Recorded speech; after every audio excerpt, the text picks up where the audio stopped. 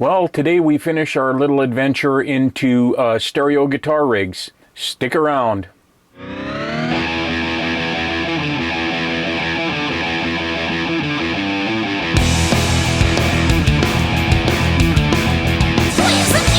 Yeah. So as I said in the last video, and probably in a couple of the ones before, when I first started shooting this, I thought, oh yeah, we'll do this 20-minute, half an hour video. I ended up with almost 2 hours once it was even edited down. So I had to break this down to, originally I thought it was going to be 3, but obviously 4 videos in this series. This is the last one in this series. What I'm going to do today is demonstrate some of the things I talked about in the last video.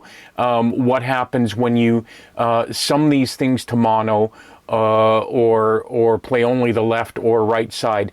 Again, I'll describe what we mean when we say sum to mono. Sum to mono is not listening to just the left side or just the right side, you know, panned into the center. We will be doing that on our left side, right side listens. But summing to mono means taking the left and right and setting them both to the center at the same time. And you will see in some of these that can have a detrimental effect to your sound, and it may not sound the way you've intended. So here we go with the samples. As I said, you might have recorded this really great stereo sound, or you might have set it up and you're expecting it to translate live, and you could be in situations where it may not work the way you expect. So we're going to do some demonstrations of that. We're going to do it with the we'll do it with the old school mono, the old school dry wet, old school stereo, modern dry wet, modern wet dry wet, and twin tracker, and just show you how some of these scenarios might affect your stereo signal. The first thing that is worth checking, or that should be checked, is when you sum that stereo signal to mono. So again, that is not listening to just the left or just the right side. It's taking both those sides and running them right up the middle. When recording, we'll take a mix, a stereo mix, and sum it to mono just to make sure nothing sounds funny or gets lost, basically to see how it will translate. This is a hangover from the days where stereo albums would get played on radio, and the radio stations weren't stereo back in the day. So you had a vested interest in knowing how your stereo mix was going to translate, and it's something that I think is still worth checking out even today, because as I said, some phones, restaurants, that kind of thing, you don't know. And we maybe don't care about some of these situations, but we do want to be prepared and at least know that in the most general or broad situations, this stereo mix will translate. So I think the first thing to talk about regarding this actually doesn't relate exactly to stereo, mono, rig, or whatever, but it does relate to how you set up your sound. In particular, this applies to taking whatever you set up in your rehearsal room or practice room and taking that live or to rehearsal with the band, and that has to do with what you're listening on. If you're sitting at home in front of your computer, you're practicing your songs for your next gig, and you've got your phones on and you've dialed in the sound, stereo or not, and you really like that sound, you have to remember that your headphones are probably coloring that tone to a certain degree. I use the AKG K701s because they're very flat and they're an open cup. That's about as flat as you can get for headphones in terms of sound, and you want that. They don't necessarily sound great for just listening to music for pleasure, but they're a very flat response, and that's what you want, because what you get in your phones is probably going to translate a lot better to the rehearsal room when you're in front of your cabinet, or even to your studio monitors. So the first thing to watch for that is what you're listening on when you're setting up your sounds. Is it headphones? If it is, get a good pair of flat response headphones. Don't go for headphones that, boost the bottom end and give you all of these crisp enhanced highs and, a dip in the mid, because that's not going to be what's going to come out your amp or your speakers. Go for something flat response. It will give you the best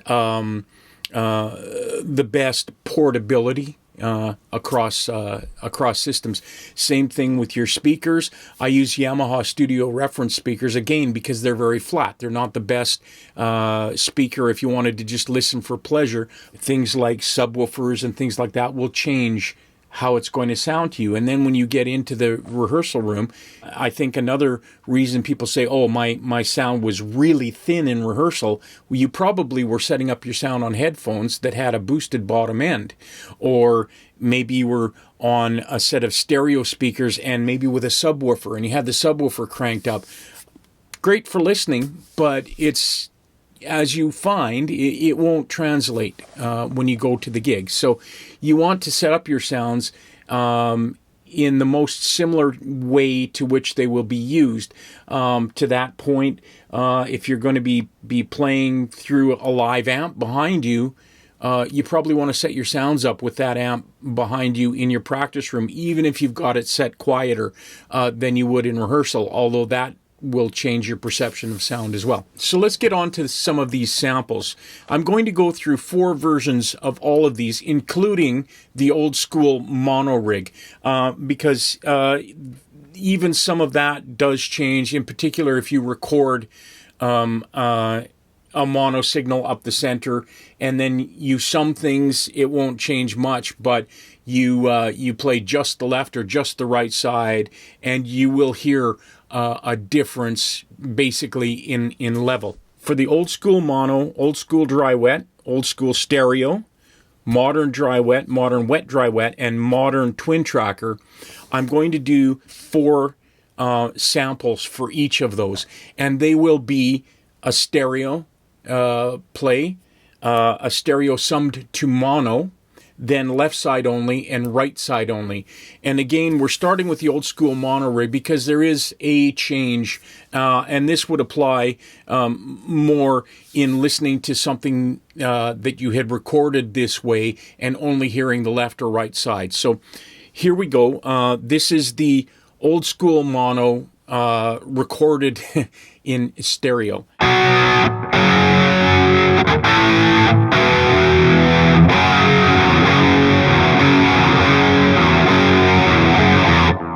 So that's our baseline tone. So the first one for all of these is the stereo baseline tone as we intend it to be heard. Here is the old school mono summed to mono.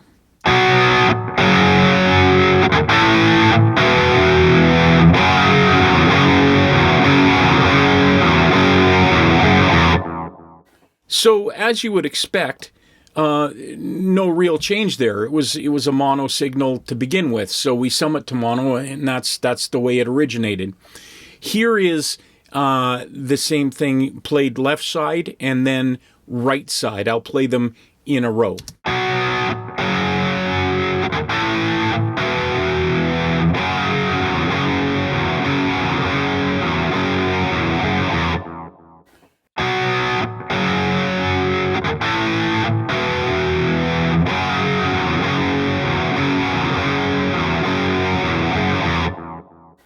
The left and right side still sound exactly the same. It's just quieter. 2 sources, when they add together, give you a louder signal. By the way, it was the left and right side, but I panned them to center. I will do that with all these examples. I find it easier to focus on the differences if I don't all of a sudden have nothing coming out of one ear. So for all of these, I will pan the left and right to center, but that's the only real change I'll make. I am not going to adjust any EQ levels, anything else, because part of what you need to be aware of is how your levels may change. Of course, when you're playing live, if your guitar is too quiet, hopefully the front of house guy will turn it up, but you don't have that benefit if it's a recorded product and and somebody is only hearing the left or right side. So here are the examples of the old school dry wet. Again, stereo, some to mono, left only, and right only.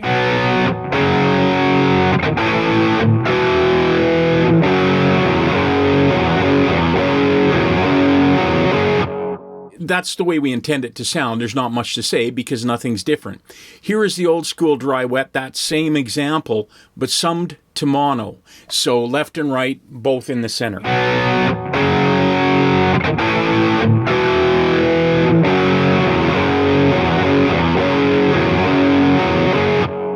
So to me, that has it's quieter and it sounds a little blurrier or muffled to me.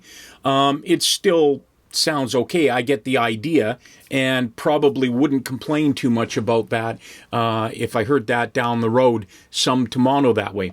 Here's what the left side of that rig sounds like.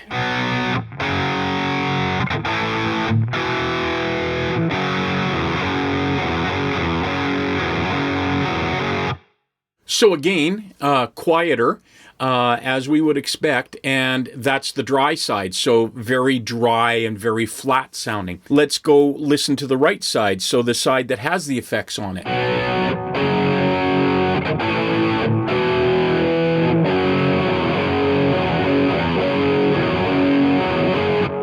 So slightly louder, and you can hear obviously the effects, the delay in the chorus, so it's a lot closer to what we wanted, but it's also darker sounding. That dry one on the left side really had all of the sort of brightness and clarity to it, so we get a little bit more of a muffled sound. Not necessarily a bad sound, but it's not what we intended. So now we'll move on to the old school stereo rig.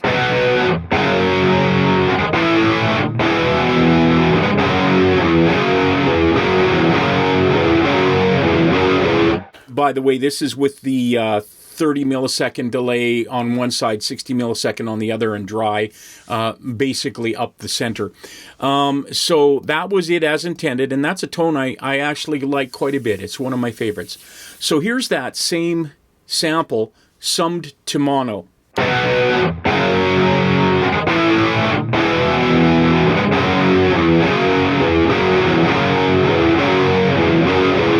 There you can hear quite a drastic difference in the sound.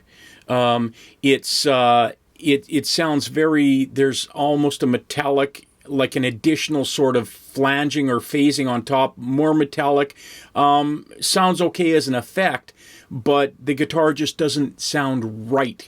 It also sounds a little thinner, a little less body to it to me. So let's listen to what's the left side doing.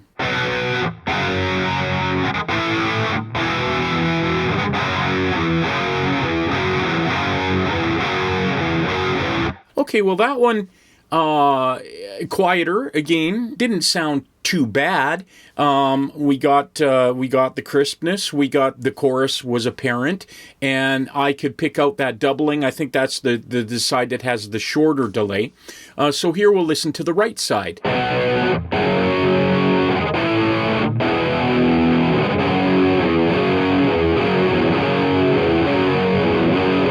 So definitely that's the side with the 60 millisecond delay. You can start to kind of hear that. And also what I hear, obviously the amp on that side is darker, and that's part of the reason for using two amps in the first place, is to combine their tones. So it's darker sounding. We can still hear the chorus. That 60 millisecond delay is starting to really mess with our perception of that tone. The 60 millisecond delay is, to me, louder than the dry component of that signal, which is also routed to that side. At any rate, it's not the way I would want that guitar track to sound. This is the old school stereo with a clean sound. It's chorus, and I've extended the delay rather than that short doubling delay. So here is the old school stereo with chorus and delay, 330 millisecond one side, 666 millisecond on the other side.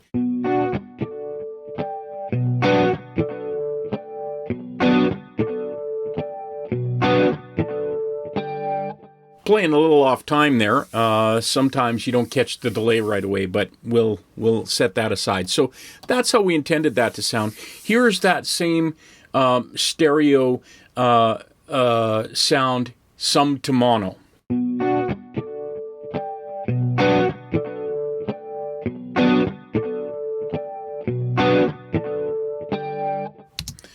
So right away, quieter again. We're noticing some phase cancellation, not even so much phase issues, it's phase cancellation. So it's making the signal quieter, it's making it thinner, there's much less bottom end, and the effects are not quite as apparent. To me, it still sounds okay, it just sounds weak. So here is that sample, just the left side.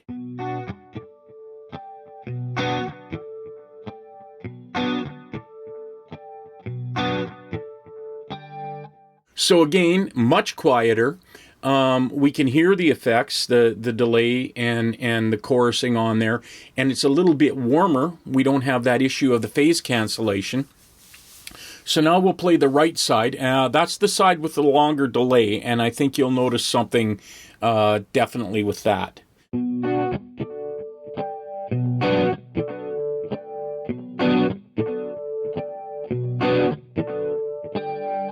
So what we notice again there is the later delay, the 666 millisecond delay, is kind of stomping over the dry part of the signal, and it's sort of messing with your sense of the timing there. I deliberately left my not quite on time guitar playing just to point out how actually distracting that could get. In this scenario. So that was the right side with the longer delay. In terms of tone, we weren't really losing any of the bottom end, although this was much quieter. So now we're on to the modern rigs. So here's the modern dry-wet example that we did. I have chorus and delay on there again, a 333 millisecond delay. Pretty obvious to hear that, so I'm not going to specify that every time I play one of these now. If I don't say otherwise, the delay is that 330 millisecond, and when they're in stereo, it's 333 one side, 666 on the other. And so this is the modern dry-wet, chorus and delay.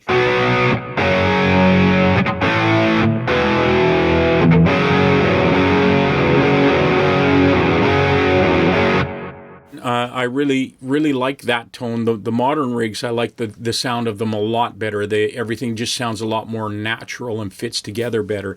Here is that same sample, sum to mono.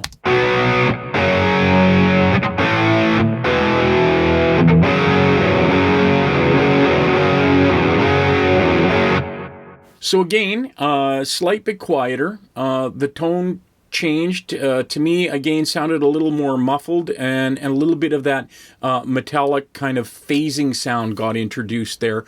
Here's the left side soloed.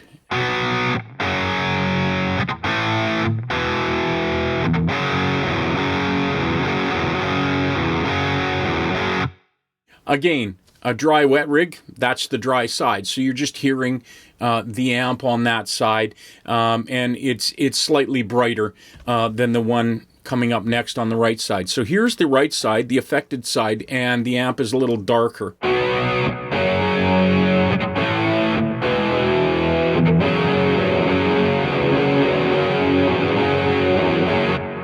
So I didn't mind the tone of that, a little bit darker. The modulation and tone were okay there. That signal overall was a little quieter than the intended stereo signal was. I found the delay got a little bit distracting. It was a little bit too obvious. Here's the modern dry-wet, an example of the clean sound. Volume rolled back on the guitar. Again, chorus and delay on it. Here is it in stereo as intended.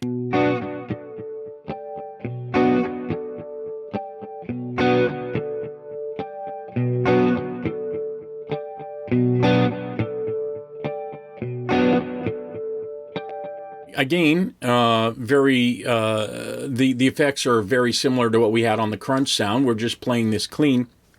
And I played it a lot more in time with the delays. So a very rhythmic feel to that delay. So now let's see what happens when we sum that signal to mono.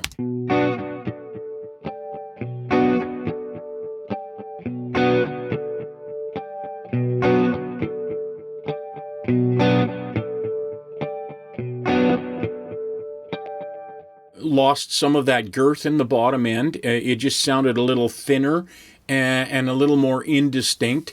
Again, just not the way I would really want that to be heard. Here is the left side of that.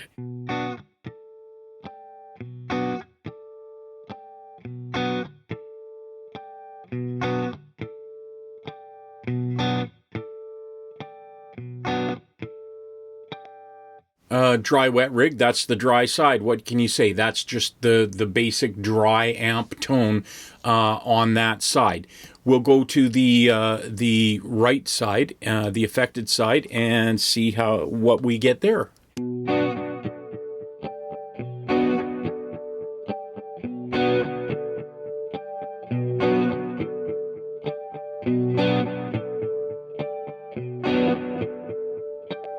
So that side, again, tone is nice, a little darker because that's a darker amp on that side.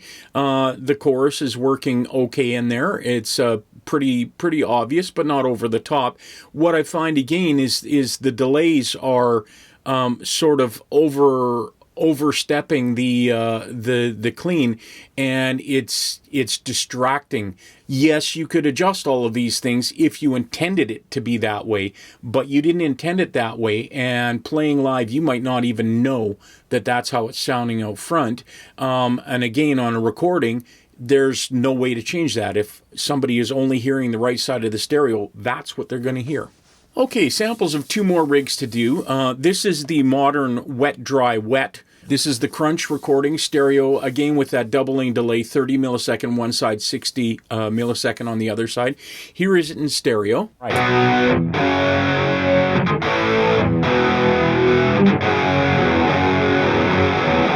Not much to say, that's the way we recorded it. Here is that sample summed to mono.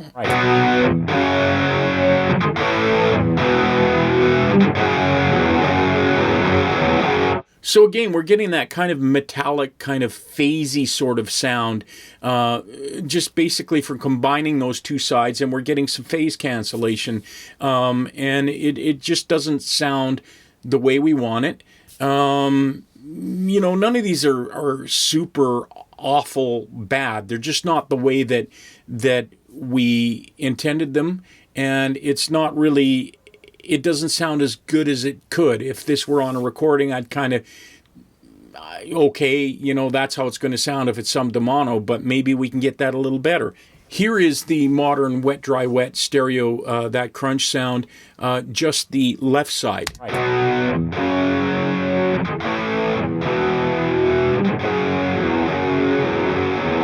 Again, very similar to what we've seen on the left side for the old school stereo rig. It's there. You get the idea. Much quieter, and to me, didn't sound quite as articulate, not quite as crisp sounding. Here is the right side of that recording.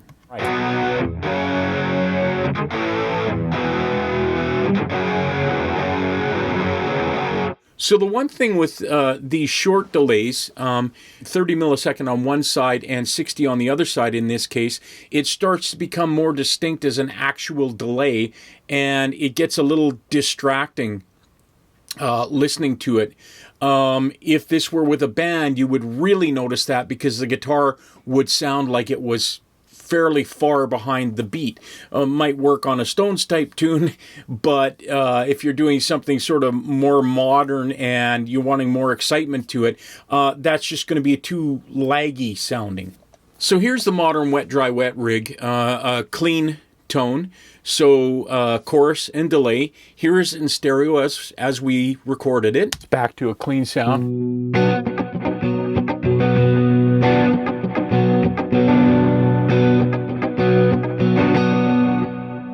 Here's that same sound, summed to mono. Back to a clean sound.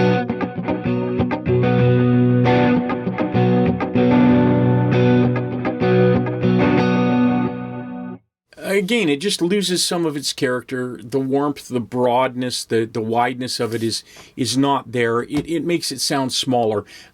That just about always happens when you sum things to mono. They sound smaller. Sometimes they will sound quieter. Sometimes they will have phase issues, as we've seen.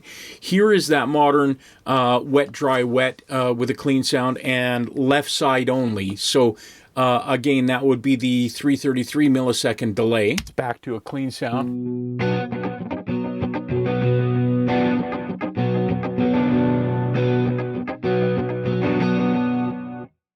So I have some things to say about that one, but let's listen to the right side first because they're going to be the same things that I will point out for both sides. So here's the right side of that.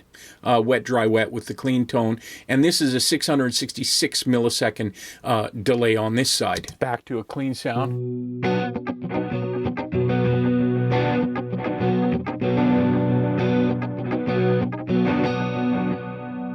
So along with the smaller sound and losing some of that girth or roomy feel to that tone, you probably noticed that the delay really got in the way, in particular on the right-hand side one. Again, a much later delay. And it, again, was very distracting in terms of listening to the guitar. In a track, in an album track where you had maybe some quiet hi-hat and vocals, maybe even a bass, but a very light passage through there, it would be very hard to focus on what the guitar was doing. So just doesn't translate the way we would want it. So last two sets of samples, and this is the modern twin tracker. And this is where we'll probably notice some interesting things, probably notice a different set of issues. So again, here's the modern twin tracker, crunch tone, no delay now on the twin tracker. I'm doing everything is coming out of my Captor X, so it's the twin tracker and that crypt reverb that I like. On this sample, this is the crunch sample, I also have that super tube goosing the front end, and again, this is through my vintage Hiwatt. So we'll notice a big difference in the amp tone just because it's a different amp. I noticed a huge feel difference when I did this.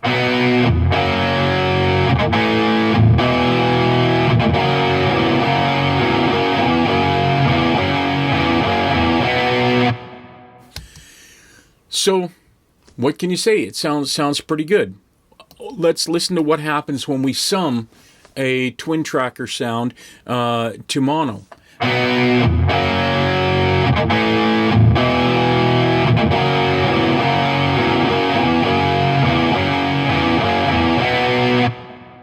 So there you can really hear the phasing issues. It sounds thinner. It sounds much smaller, and if you listen really closely in the background, it almost sounds like there's a ring modulator on there, and that's due, I think, to the phase cancellation of these two sides.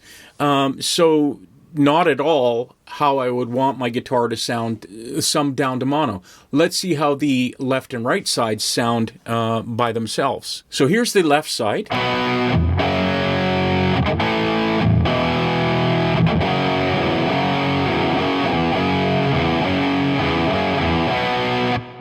I'll play the right side right away here too.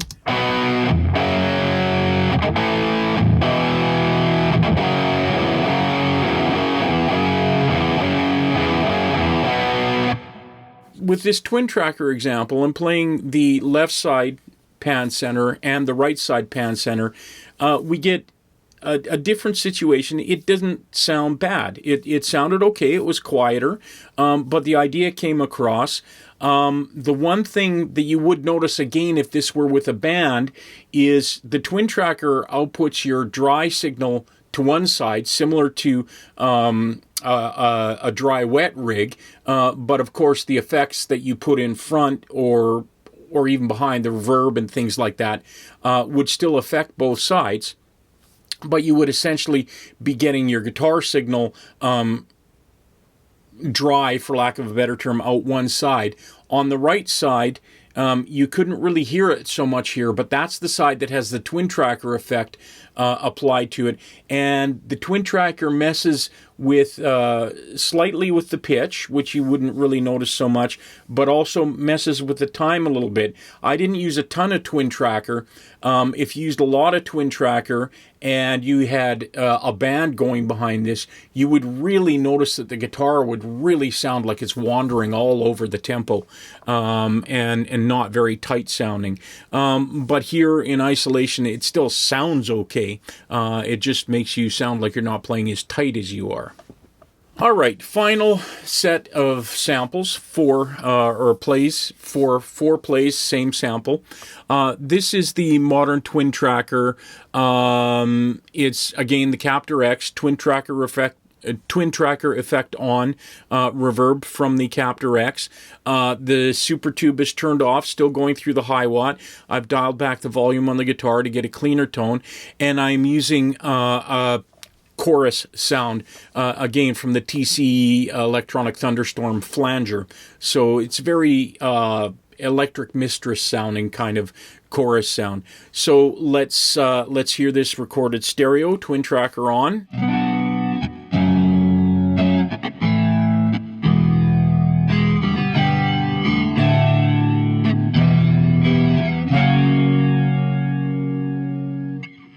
Here's the same recording, sum to mono.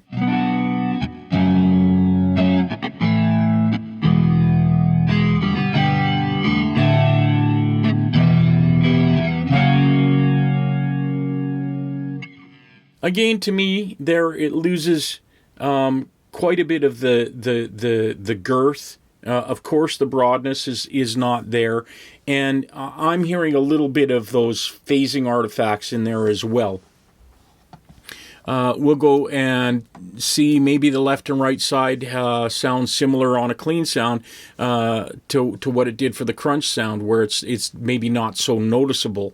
So here is the left side, and I'll play the right side immediately after that.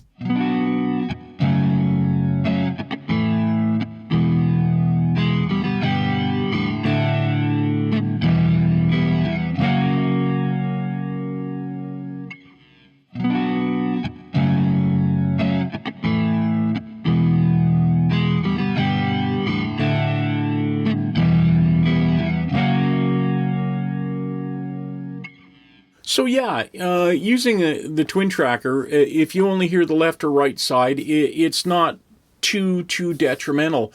It still has some nice tone. You can still hear the chorusing effect and the reverb. Again, on the one side that actually has the twin tracker effect, if that were playing along with a band, you probably would notice that it doesn't sound as tight to the rest of the band as maybe you actually would play, and that's because it's being delayed. The delay is being modulated, and it's speeding up and slowing down a little bit to kind of make the sound of another guitar player playing against you. Of course, without the dry signal in front of it, or without the dry signal along with it, that would just sound like it was wandering quite a bit. That's the samples, summing to mono, left side only, right side only. Most of these, you probably in a mix situation, in other words, a recorded situation, you might say we can live with that. If people are going to hear it in mono or left side only or right side only, it sounds good enough. A couple of those to me really didn't. I would probably change how I was going to represent that track. But they're not super ugly or super awful. But they are things you need to pay attention to. When your stereo signal get summed mono or you only hear one side or the other, it does change the sound. And in particular, in response to, my guitar sounded thin, it didn't sound right, it sounded out of time. These are the reasons why, along with, as we said, how you set your sound up, what environment you're in when you set it up. So that's it for our little foray into stereo rigs. I hope you found this interesting or entertaining, or maybe you learned something. Maybe you're just going to say, Jag, you're just a bodo. We knew all of this stuff and haven't learned anything new. I hope it was at least entertaining for you. If you like this, please like and subscribe. Check out my band, One Soul Thrust. As always, the links are in the description below. Next video should be coming out in the next week or two. And I have a pretty good idea what it's going to be about, but I'm keeping my cards close to my chest on that one. So until the next video, thanks for watching, and we'll see you soon.